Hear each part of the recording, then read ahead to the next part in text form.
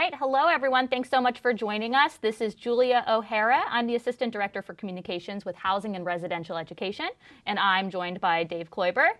Hello, everyone. I'm the Associate Director for Operations and Outreach, and I'm excited to be here to talk to you about housing. Yep, and today we're just going to go over about a 30-minute review of the housing experience, whether you're at the St. Petersburg or Tampa location. You're living the Bulls life when you live on campus. So that's what it means. If you hear anyone say live the Bulls life, that means to live on campus at USF. And you can't just live the Bulls life by being a student. You have to be a resident to live the Bulls life. So we're going to go over what that means, what it looks like, the perks of living the Bulls life at USF, and then a little bit of the operational side as well. Ready to get started, Dave? I am. Let's go. All right. All right. Do you want to go through the 5 steps to living on campus? Sure. If you're living at St. Pete, you want to complete your application online, submit your admissions deposit if you're a new student, submit your immunization information, and again, if you're a continuing student, you've probably already submitted that. Reserve your orientation if you're a new student, and then finally, you'll get your assignment. Now, if you're looking to live at Tampa, then you want to complete your housing application online from the same site that you would for St. Pete. You'd submit your $50 application fee, submit your immunizations and orientation registration, and again, that's primarily for our new students. And then select your room by going to the housing portal where you completed your application and actually look at our inventory and actually place yourself in a room. Great, thank you. And let's talk about the advantages to living on campus. So first of all, having better connections, the real sense of community there by living in the halls with your friends and your roommates. You have more learning opportunities. The whole entire on-campus experience is really guided by a residential curriculum. So you're really learning as you go, and you have residence life coordinators, RAs that are in the halls with you that act as support systems and help you along the way. And you really make those lasting friendships. I know that I currently have friends still that I met by living on campus. And Dave, I believe the same's for you as well. I had a bunch that were in my wedding, attended my wedding, even though it was 10, 15 years later. Yeah, it's absolutely a great opportunity to make really long-lasting friendships by living in the halls, whether it be with a friend that you met beforehand and then decided to live on campus with them, or a maybe random assignment that you get. It's great opportunities for that to grow together on campus. And then also you have that extra layer of security by living on campus. It's card access to all the halls, so you are the residents of a certain building are the only people that can get into that building.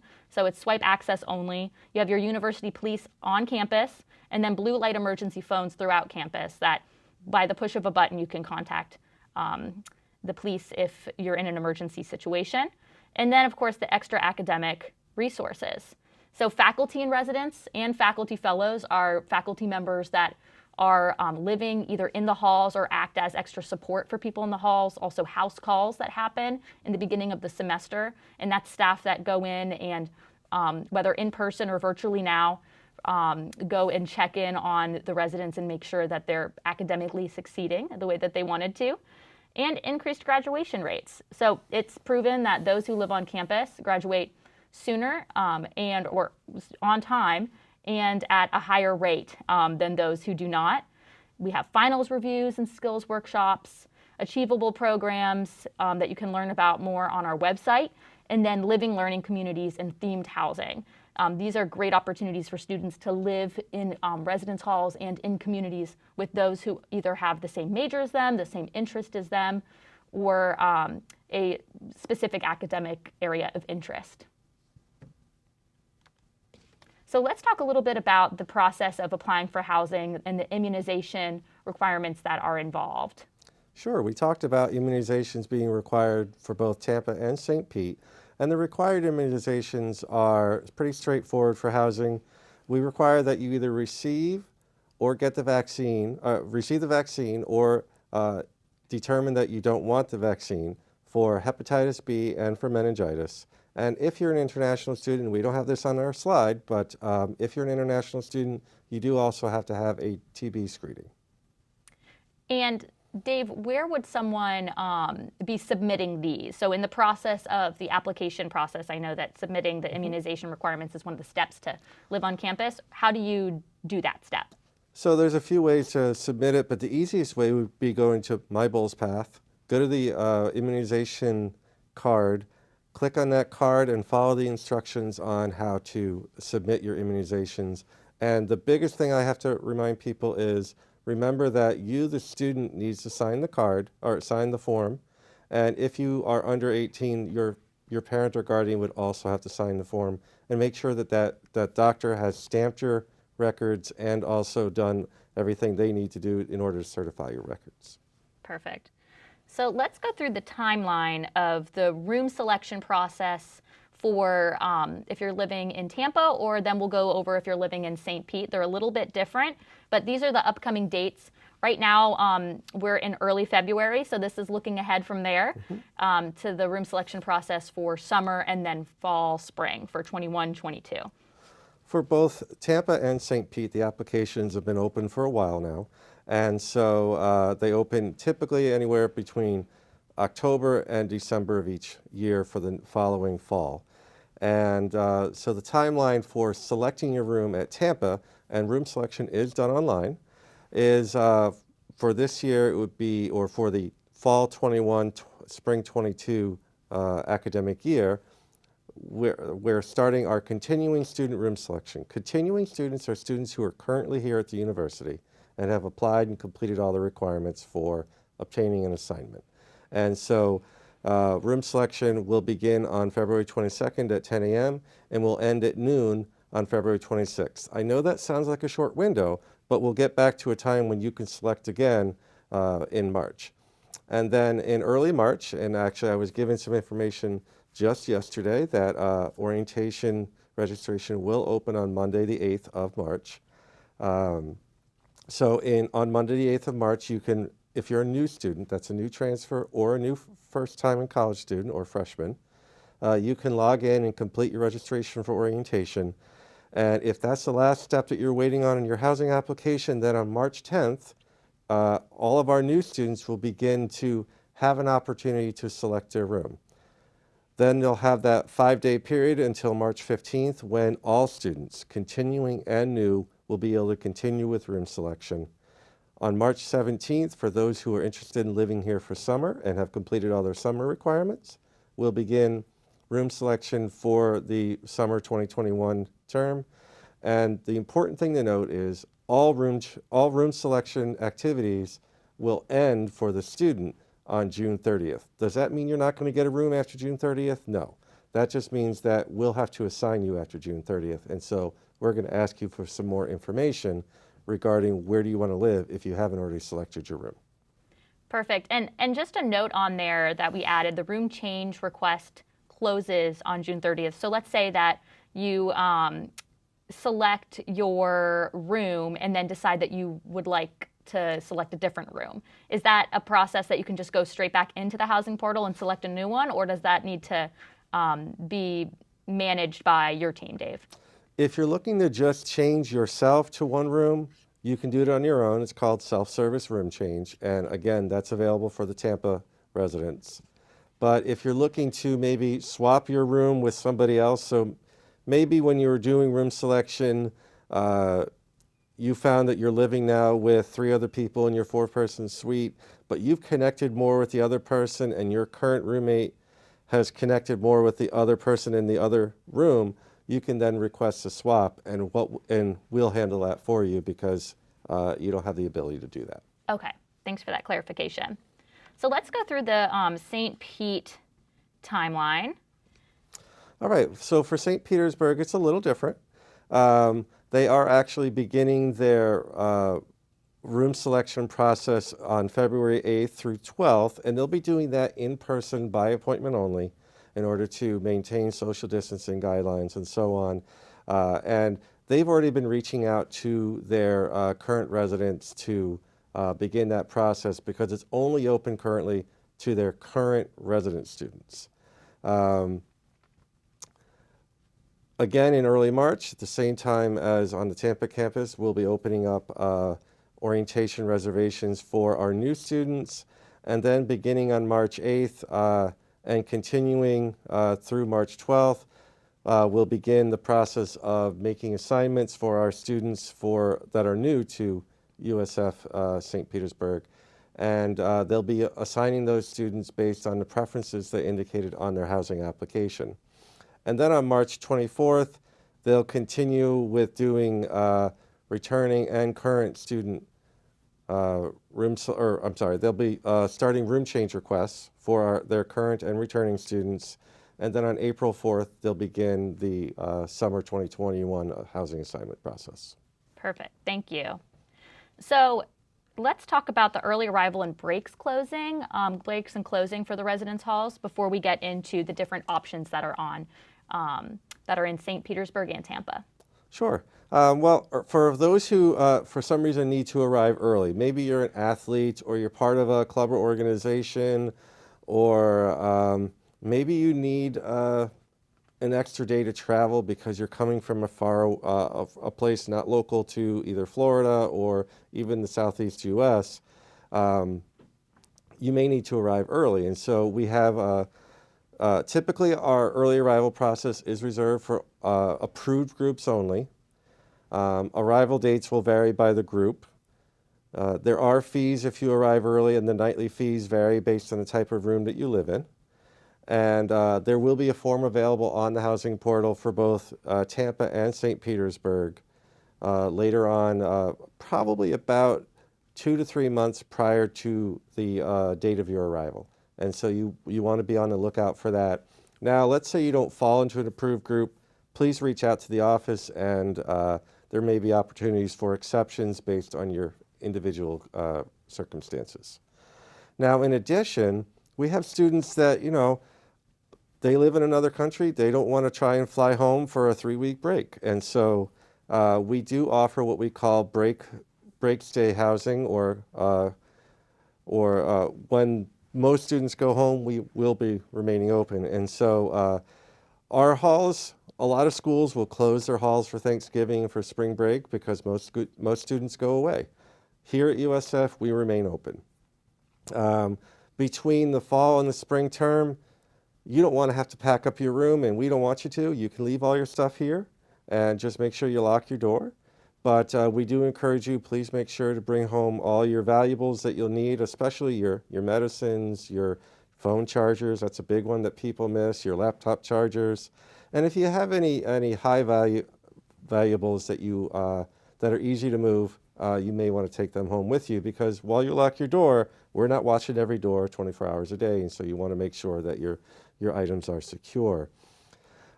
Students who may live in a building or may need housing over the winter holiday, they'll need to make sure that they're living in a building that will be open for the winter holiday, because we don't allow temporary assignments in the winter break stay buildings, so that's what we call them. And so staying for winter break is an additional fee, and for a list of the information of which buildings are open, please check that out on our website prior to doing room selection so that you're in the correct building before you make that selection.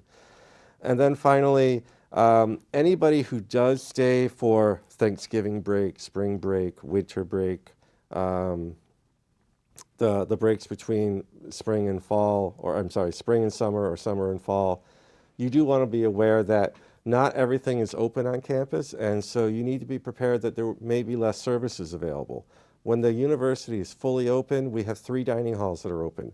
When we're open for a break, we'll have probably 1 dining hall or a dining option that isn't as widespread or as diverse an option as you would have when we're fully open for the regular year.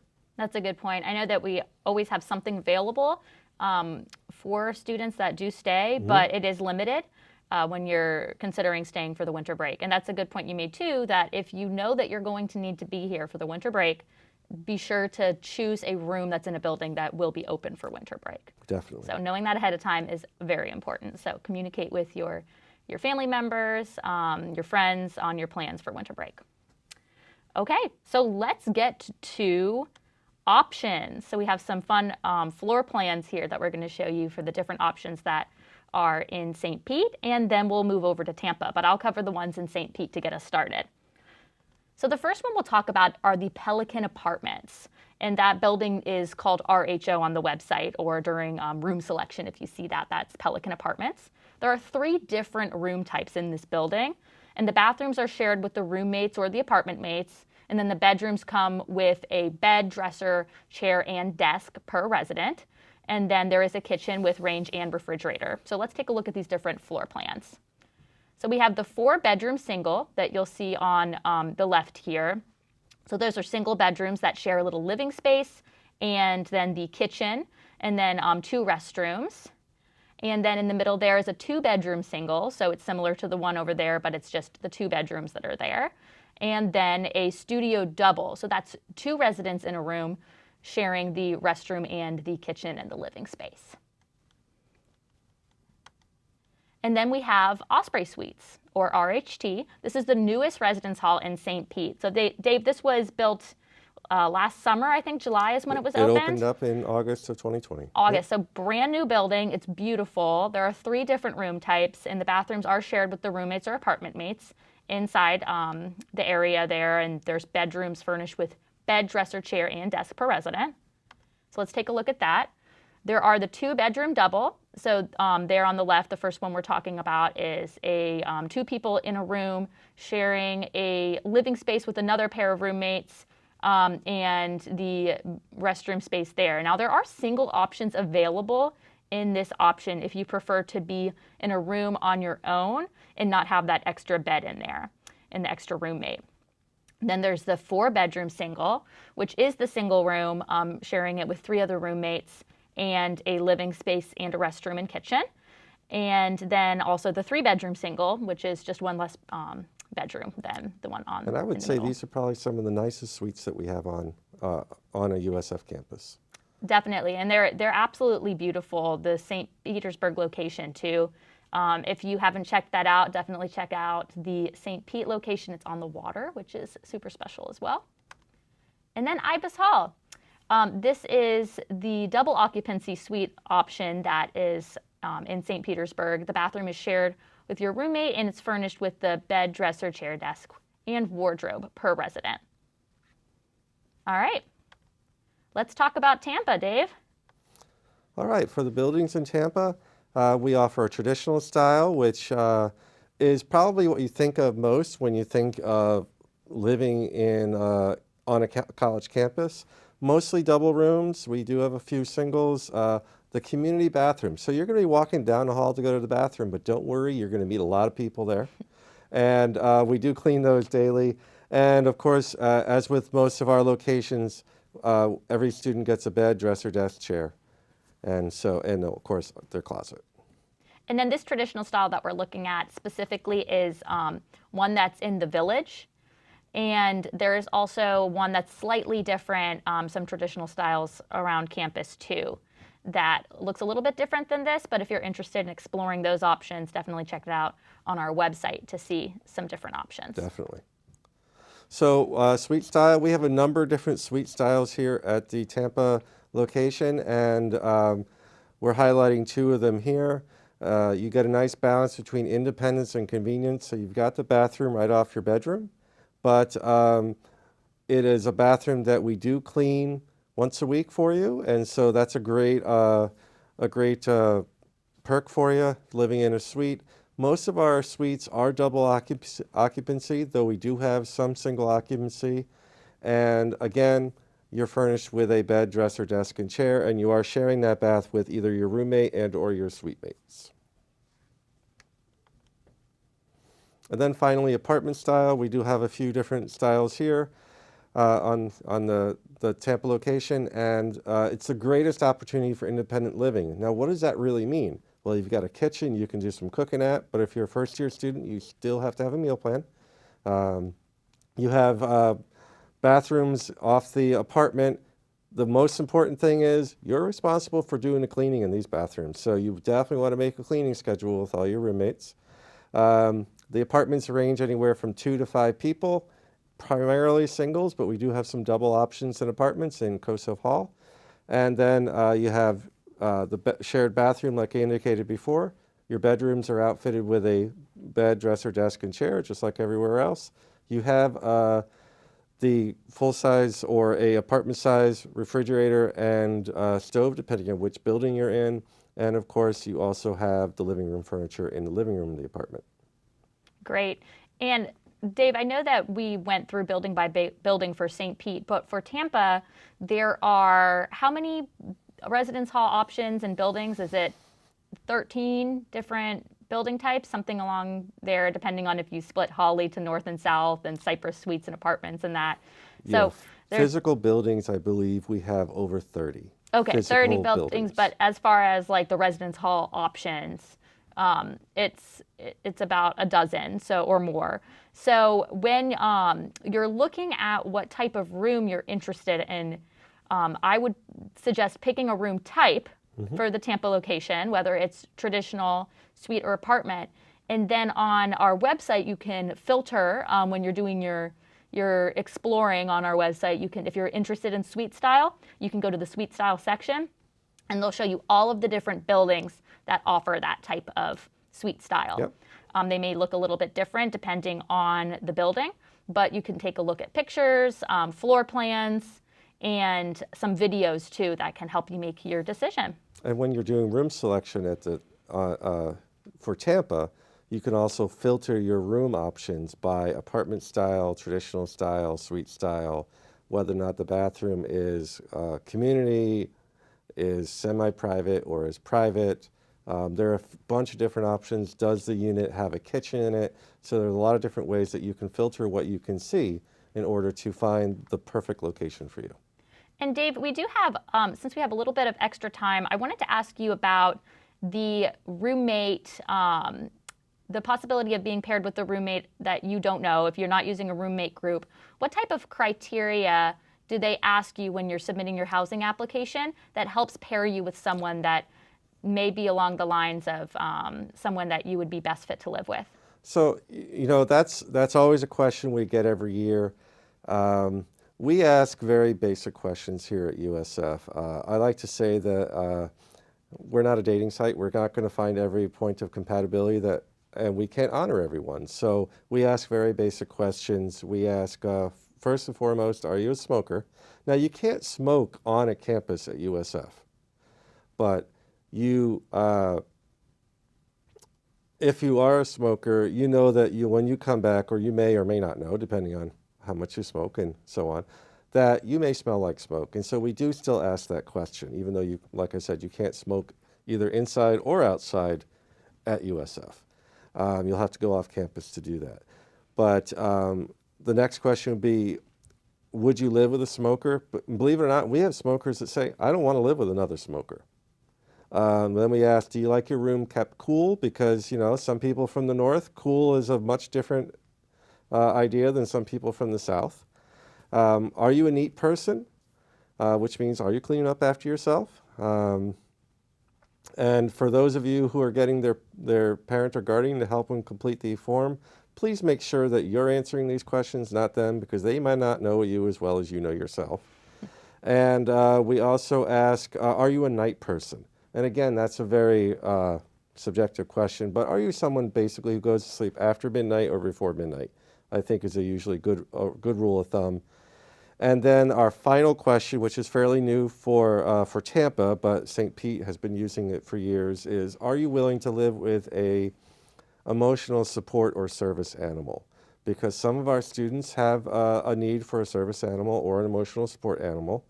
And so we are now asking that as well, just to make sure that we're going to have the best compatibility that we can between roommates. But I don't want you to be afraid of getting what they now call a random. You heard us talk earlier in the presentation that, you know, we have friends that we've known for years and years after leaving college. I never did room selection with a roommate until after I met them as a random roommate. Mm-hmm. And so I've had a number of roommates when I was an undergrad, and I am still friends with almost all of them today. And Same here. And they were random. Absolutely. And so don't be afraid. Yeah, I think that that's a really good point, Dave, that you definitely need to go into the experience with an open mind. I think that the questions that we just talked about really help find someone that's compatible, just down to the basics, to live with. And then keep an open mind. There's something called roommate agreements that you'll sign with your roommate in the beginning. And that's through your RA. You'll meet with your roommate and make sure that you're on the same page with expectations and that sort of thing. And then also, if you're interested in finding somebody before you come to campus, and you don't know anyone coming to USF, there are class of groups. So the class that's probably watching this right now is the class of 2025. If you're a transfer student, we also have them, obviously, 24, 23, 22, and 21. So if you want to join those groups, it's only for USF students. Sorry, parents, but there is a parent group as well. But to request to join, our team goes through and makes sure that you are on the roster of admitted students to the university. And then you'll be able to come into the group. And if you want to post like, hi, I'd like to find someone that also likes to go on hikes or something like that, then you can find someone compatible in certain interest areas as well through those groups. That's a great way to find people. Julia, that's a Facebook group, right? Yes, that's a Facebook group. So we'll definitely, if on the YouTube version of this video, we'll make sure that we put the URL for that Facebook group. But if you go to our Facebook page down here at USF Housing on the screen on Facebook, it's Housing and Residential Education. We'll be able to link you to that group. It's listed on there. So for the Tampa location, to get a hold of our team, that's the website that's listed there, usf.edu/housing. Our email is housing@usf.edu, and then our number is listed there, 813-974-0001. Our office hours are Monday through Friday, 8 a.m. to 5 p.m., and we are not doing walk-ins at this time. So you will need to contact us either through email or phone if you're interested in speaking to a team member. And then for the St. Petersburg location, the website's listed there, usfsp.edu/housing. Housing@usfsp.edu is the email, and then the number is 727-873-5101. And they are doing limited walk-ins. Is that correct, Dave? I believe that's correct. Okay. So if you're interested in meeting with someone in person, I highly suggest going to the website first to make sure that you are going during open office hours. If not, you can definitely call a team member or email them for assistance. And all of our social media channels are at USF Housing, so be sure to look us up and follow us for more information. We're going to be doing Housing Live. Dave is often a guest on Housing Live, but this is a live broadcast that we stream to our Facebook page, and we answer all sorts of questions about living on campus, and talk to a lot of different campus partners too about the on-campus experience. Yeah, outside of orientation, it's probably the best opportunity to learn as much as you can about housing.